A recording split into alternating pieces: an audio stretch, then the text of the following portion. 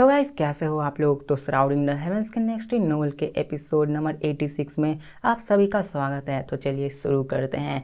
तो जैसा कि अभी तक हमने पिछले एपिसोड में देखा कि ये फैन को एक जगह मिली होती है जहाँ पे उस ब्लैक डॉग ने बताया होता है कि इसी पत्थर के अंदर वो ट्रेजर छिपा हुआ है। जिसके बाद ये फैन वहाँ पे बैठ जाता है ताकि वो देख सके कि आखिरकार वहाँ पे सच में मौजूद है या फिर नहीं। और वो अपने हाथों में बॉडी सीट को लिए हुए वहाँ पे मेडिटेट करने लगता है।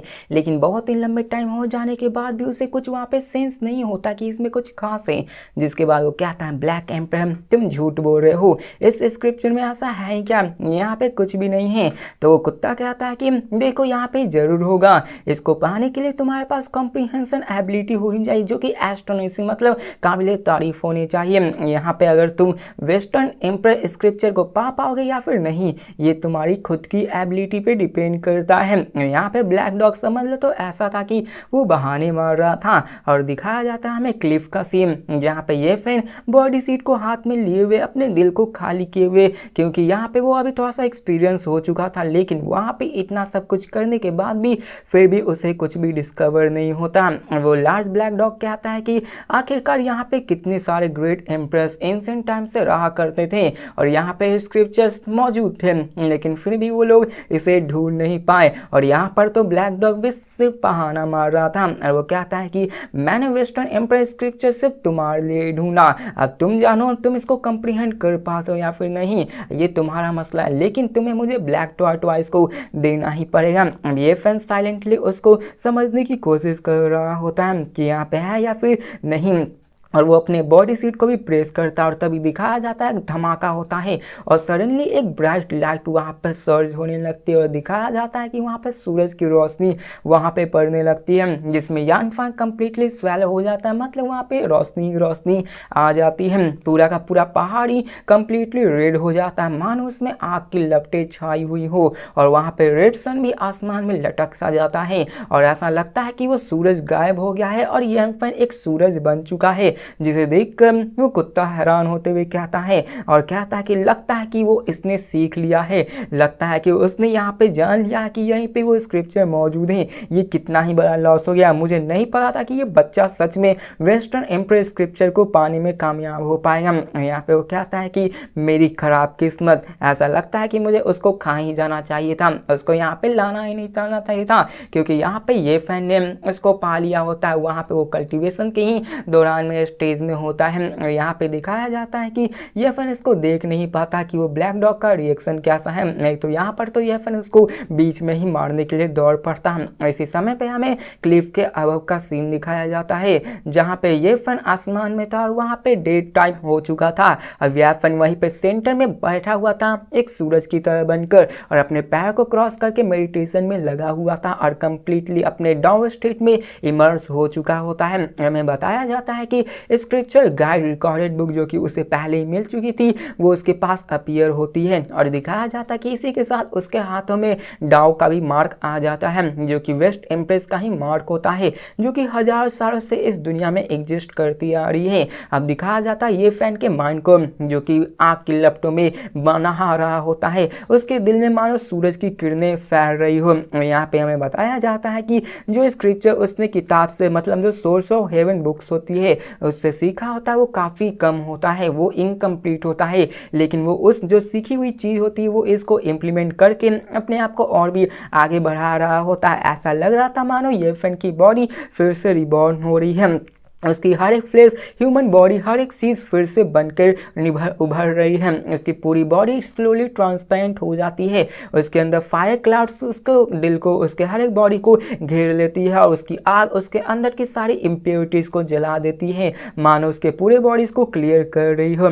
दिखाया जाता है कम्प्लीटली नया चेंज ही आ जाता है और उसके अंदर नई सारी इनेट एक्वायर्स आ जाती है। अब यन फैन अभी भी मूव नहीं करता, वो अपने हार्ट को फील कर रहा होता कि क्या क्या उसके अंदर चेंजमेंट हो रही थी। अब दिखाया जाता है सूरज को जो कि अभी भी उसकी ही किरणों से चमक रहा होता है और चारों तरफ उसकी ही किरणें फैल रही होती हैं। और साथ में हमें दिखाया जाता है कि यानफेन ने उसको स्पेसिफिक स्क्रिप्चर को ट्रिगर कर दिया होता है जिससे कि वो महसूस कर पा रहा था कि ये अभी उसके लिए मिस्टीरियस एवोल्यूशन प्रोसेस है। अब बताया जाता कि इस इनहेरिटेंस में उसे कुछ भी वर्ड नहीं पता चला था, बस उसकी बॉडीज को चेंज किया गया था, उसमें कोई भी टेक्स्ट उसको नहीं पता चला था कि आखिर ये चीज़ क्या है। जिसके बाद हमें दिखाया जाता है यानफेन को जो कि अपने आंखों को धीरे धीरे खोलता है और उसी के साथ हमें दिखाया जाता है कि वो जो सूरज ऊपर चमक रहा था वहाँ पे ब्लास्ट होता है, वहाँ पे स्टोन में आके मिल जाता है। अब यानफेन को थोड़ा महसूस होता है कि यहाँ पे उसने इसको सीख लिया है, लेकिन वो जो सीखा है वो बाकी सारे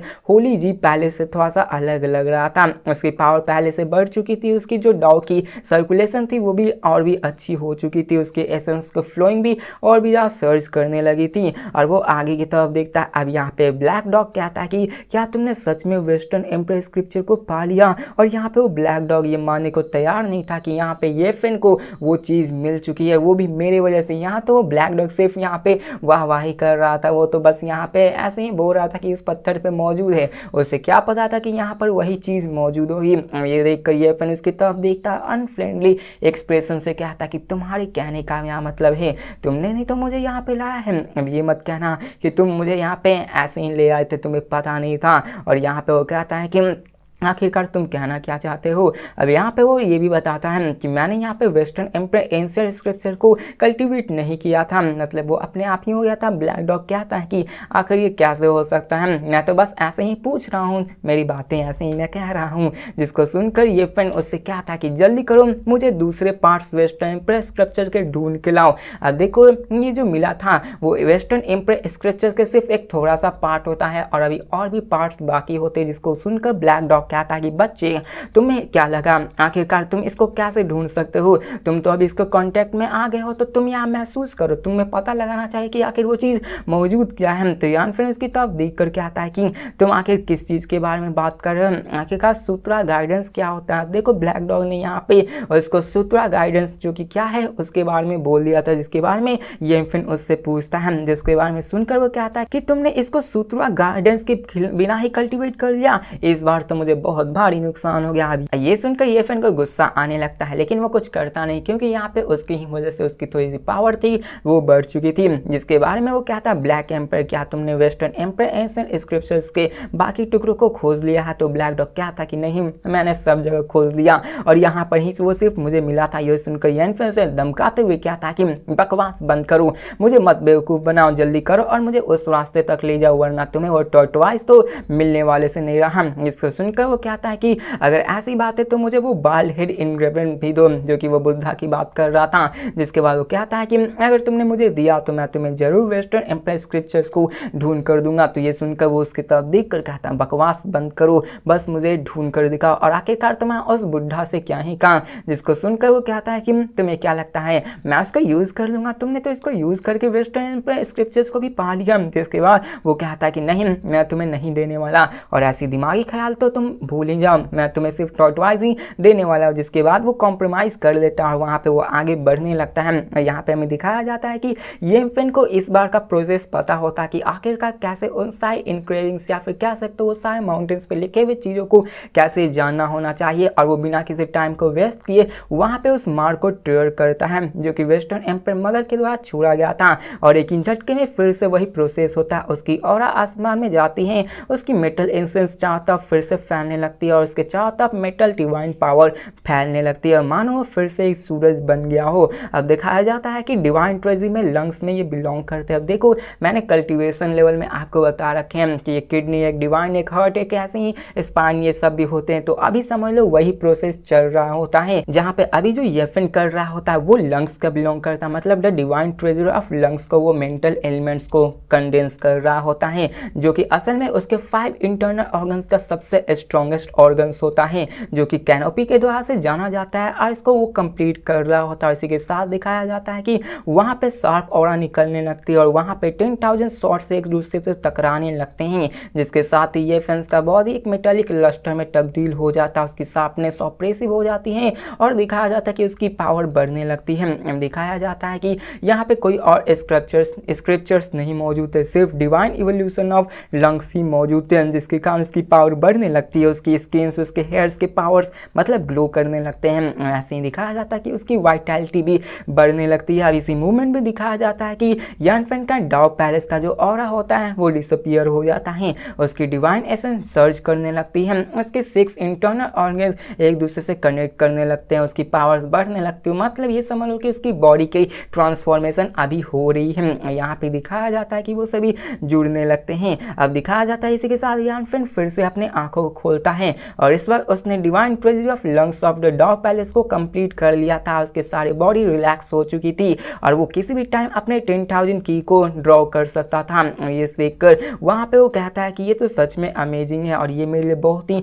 अच्छी वाली बात है। और यहाँ पे हमें दिखाया जाता है उस ब्लैक डॉग को जो कहता है कि अगर मैंने यहाँ पे स्क्रिप्चर गाइडेंस को कल्टिवेट नहीं किया था तो यहाँ पे मुझे विश्वास नहीं होता कि तुम्हें कभी भी वो मिलने वाला होता। और यहाँ पे हमें देखकर वो बंदा या फिर कहता है कि ब्लैक एम्पर तुम क्या बड़बड़ा रहे हो। तो लास्ट डॉग कहता है कि बच्चे तुमने यहाँ पे जरूर जेड पुश सेंट लेडी को यहाँ पे सेड्यूस किया होगा, अदरवाइज तुम्हें आखिरकार वेस्टर्न एम्पर स्क्रिप्चर गाइडेंस मिल कैसे सकती है। तो ये सुनकर ये फिर से कहता है बकवास बंद करो, जल्दी करो, दूसरे को भी खोज कर लाओ, हम लोग यहाँ पर ज़्यादा लंबे अरसे तक नहीं रह सकते हैं और यहाँ पे हमें जल्दी निकलना भी है। जिसके बाद दिखाया जाता है कि ये प्रोसेस स्मूथ जाने लगता है। यहाँ पे divine treasury of liver, divine treasury of spleen और डिवाइन ट्रेजरी ऑफ किडनी भी ऑब्टेन हो जाती है। मतलब जितने भी 5 डिवाइन ट्रेजरी होते हैं वो ये फैन को मिल जाते हैं। और यहाँ पे दिखाया जाता है कि ये 5 डिवाइन ट्रेजरी डॉग पैलेस में कंप्लीटेड हो चुके थे, लेकिन इसका मतलब ये नहीं कि आप थ्री स्क्रिप्चर्स को अभी से ही कल्टीवेट कर सकते। ये मेयरली परफेक्ट कहा जा सकता है और उसने सिर्फ उसको याद किया था, मतलब कि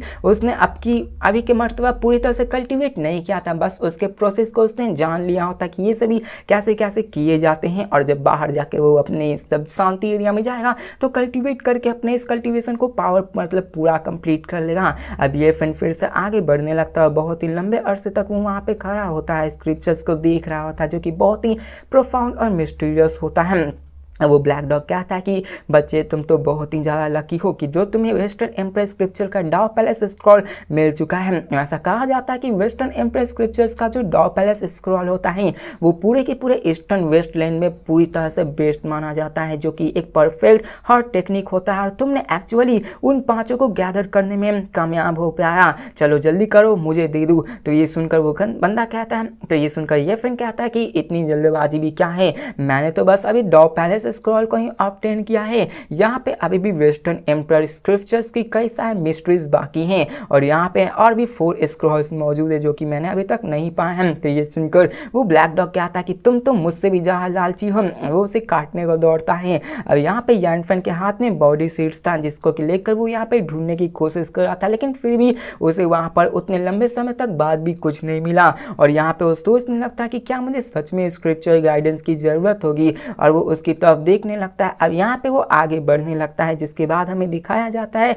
और वो सोचता है कि मैंने ये सोचा था कि मैं अपने ग्रेट एम्पर को इसके साथ कंप्लीट कर सकता हूँ, लेकिन लगता है कि मुझे यहाँ पे परेशानी होने वाली है। जिसके बाद वो कुत्ते से कहता कि यू डैम डॉग, तुमने मुझे इसके बारे में बताया क्यों नहीं, तुमने यहाँ पे पहले से ही मुझे ट्रिक कर दिया, क्या तुम यहाँ पे मुझे ऐसे ही ले आते। अब यहाँ पे हमें बताया जाता है कि यहाँ पे उस डॉगी को कुछ भी नहीं पता होता है, मतलब उसको पता भी नहीं होता कि वेस्टर्न स्क्रिप्चर्स कहाँ पे होता और क्या होता है। और वो यहाँ पे कह रहा था कि तुम सिर्फ स्क्रिप्चरल गाइडेंस की वजह से ही इसको जान पाए हो। अब देखो याफेन के पास में पहले से ही स्क्रिप्चरल गाइडेंस सीखी होती है, जिसके वजह से ही वो यहाँ पे इस चीज़ को पा पाया होता है, वरना यहाँ पे घंटा याफेन को भी ये चीज़ मिलने वाली थी। जिसके बाद हमें लास्ट ब्लैक डॉग को दिखाया जाता है जो कहता है बच्चे तुम मेरे आन बान शान पर यहाँ चैलेंज कर रहा हूँ, यहाँ पे तुम्हें अगली बार से केयरफुल होना चाहिए वरना मैं तुम्हें तो खा जाऊंगा। तो याफेन इसकी तरफ देख कर कहता है तो क्या ये सच नहीं था जो मैंने अभी भी कहा तो वो कहता है कि तुम्हें क्या लगता है मैं इतना केयरलेस कैसे हो सकता हूँ, जल्दी करो मेरे पास एक रास्ता है, हमें यहाँ पे निकलना होगा, पहले मुझे अपने टॉर्टोइस को दे दो। तो यहाँ सुनकर वो कहता है कि तुम तो सच में एक स्कीम बनाने में काफ़ी ज़्यादा अच्छे हो, तुम मुझे यहाँ पे लाए और जब तुम्हें पता चला कि मैंने यहाँ पे ट्रू स्क्रिप्चर देखा तो तुमने यहाँ पे एक्टिवेट करना भी नहीं सोचा और तुम तो यहाँ पे मुझसे बुढ़ा को ही मांग रहे थे। लकली मेरे पास स्क्रिप्चर गाइडेंस थी टाओ पैलेस स्क्रॉल, जिसकी वजह से ही मैं यहाँ पे उसको पा पाया। तो ये देखकर वो ब्लैक डॉग कहता है कि मेरे बारे में इतना घटिया मत सोचो, यहाँ पे तुम क्या कोई और वेस्टर्न एम्प्रेस स्क्रिप्चर को नहीं पाना चाहते हो। मतलब यहाँ पे कुत्ता फिर से बहाना बनाने लगता है, जिसके बाद वो कहता है कि तुम कमीने कुत्ते कहीं कि तुम सच में चालाक हो, क्या तुम्हें सच में लगता है कि तुम्हारे पास 4 एक्सट्रीम स्क्रिप्चर मौजूद है, आखिरकार तुम मेरी कैसे मदद करोगे, अगर यहाँ पे तुमने नहीं दिया तो याद रखना कुत्ते तुम्हें कुत्ते की मौत दे दूंगा। जिसके बाद में कहता है कि ठीक है कोई बात नहीं, तुम यहाँ पे तुम्हें बता दूंगा। जिसके बाद वो सभी आगे बढ़ने लगते हैं और यहाँ पे वो सब फिर से लड़ने लगते हैं। मतलब कि यहाँ पे स्नीक अटैक करता है याफिन, क्योंकि याफिन को बहुत ही गुस्सा आ रहा था और वो उस पर अटैक कर देता है, जिसको देखकर वो कहता है कि इस बार तुमने मुझ पर अटैक किया है तो चलो देखता हूँ कि आखिर तुम खुद को कैसे बचा पाते हो। तो इसी के साथ ये एपिसोड भी खत्म होता है और देखते हैं नेक्स्ट वीडियो में कि आखिरकार क्या होने वाला, क्योंकि याफिन ने उस पर गुस्से में आकर कुत्ते पे अटैक कर लिया होता है कुत्ते के साथ की। तो यहाँ पे वो याफिन का काम भी नहीं करने वाला, लेकिन याफिन भी स्ट्रांग हो चुका है। तो देखते हैं कि आखिरकार आके क्या होने वाला है। तब तक के लिए बाय।